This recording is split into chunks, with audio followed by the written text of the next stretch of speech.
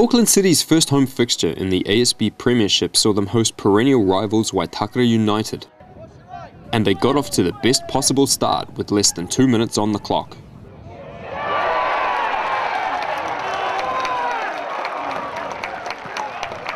Central defender Phil Edgington rose at the far post to head in David Mulligan's corner, and plenty for the City faithful to cheer about.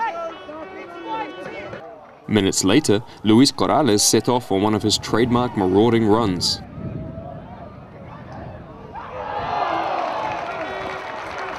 And drew the best out of United keeper Danny Robinson at his near post. City felt they had a case for a corner after this free kick.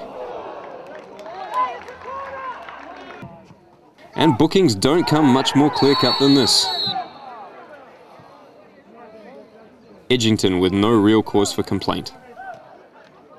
Just past the 20-minute mark, the visitors drew level.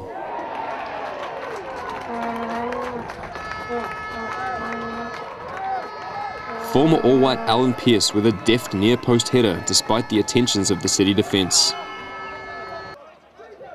Corrales then sought to post an immediate response. And after another demonstration of his pace and close control, he resumed his personal duel with Danny Robinson.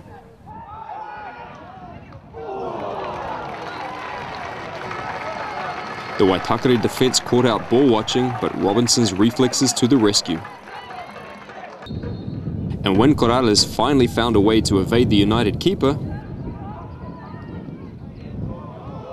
the woodwork proved his undoing. On another day and an inch either way, Luis could have had a first half hat-trick. Waitakere had come with a clear game plan that played to their strengths, and 10 minutes before half-time it yielded results. Ryan DeFraze evaded the collective attention of Campbell, Pritchard and Spoonley and clinically put United 2-1 ahead. DeFraze again found space out wide from a Bullock free kick, and then pounced on a loose defensive clearance to rifle in another effort at Spoonley.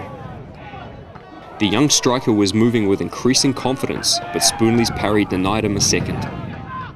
5 minutes after half-time, his endeavour and energy would be rewarded as the City defence struggled to cope with his direct and pacey approach play.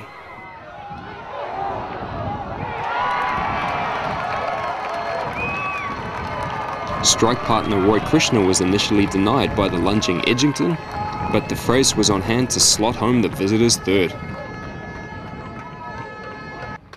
David Mulligan's week of international travel and trials took its toll, and he eventually succumbed to injury. But Waitakere were in no mood for sympathy and set about trying to extend their advantage. Alan Pearce looked to set up DeFraze for his hat-trick, but Adam McGeorge's covering challenged it enough to deny him.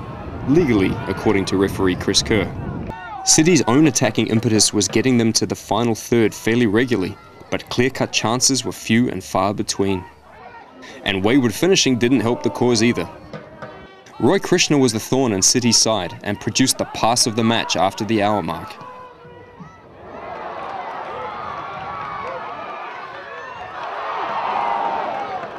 But DeFraze was unable to hit the target when through one-on-one, with probably his clearest chance of the match thus far. Waitakere keeper Robinson had been largely untroubled through much of the second half, but needed to be alert and quick off his line as an increasingly frustrated City attack sought to pull one back. At the other end, Krishna was determined to get in on the goal-scoring act and felt it best to go it alone. A not dissimilar angle to the early DeFraze effort, but a similar result as the ball skidded past Spoonley's left-hand upright.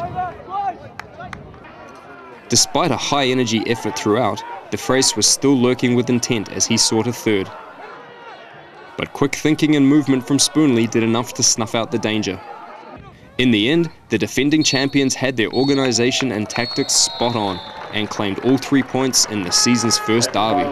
At Waitakere Street it finished Auckland City 1, Waitakere United 3.